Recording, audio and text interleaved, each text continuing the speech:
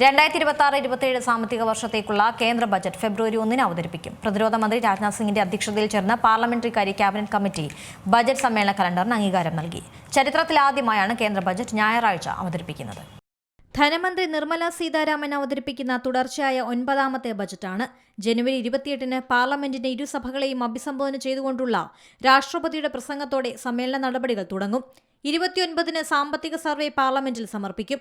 Budget സമ്മേളനത്തിന്റെ ആദ്യഘട്ടം ജനുവരി 28 മുതൽ ഫെബ്രുവരി 13 വരെയും രണ്ടാം ഘട്ടം മാർച്ച് 9 മുതൽ ഏപ്രിൽ 2 വരെയുമാണ്. രാജ്യത്തിന്റെ സാമ്പത്തിക വളർച്ചയിൽ ശുഭസൂചനകൾക്കിടയിലാണ് ബജറ്റ് അവതരണം. ആഗോള വെല്ലുവിളികൾക്കിടയിലും ഇന്ത്യയുടെ യഥാർത്ഥ GDP 7.4% വളർച്ച കൈവരിക്കുമെന്നാണ് പ്രതീക്ഷ. മുൻവർഷത്തെ 6.5%-ത്തേക്കാൾ ഉയർന്ന വളർച്ചാ നിരക്കാണിത്. ഞായറാഴ്ച ദിവസം കേന്ദ്ര ബജറ്റ് അവതരിപ്പിക്കുന്നത് അസാധാരണമായ കാര്യമാണ്.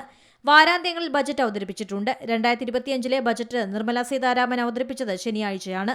നേരത്തെ അരുൺ ജെയ്റ്റ്ലി 2015-16 വർഷങ്ങളിലെ ബജറ്റുകൾ അവതരിപ്പിച്ചത് ശനിയാഴ്ച ദിവസം. ബജറ്റ് നിർദ്ദേശങ്ങൾ വേഗത്തിൽ നടപ്പിലാക്കുന്നത് ഉറപ്പാക്കാനാണ് 2017 മുതൽ ബജറ്റ് തീയതി ഫെബ്രുവരി 1-ലേക്ക് മാറ്റിയത്.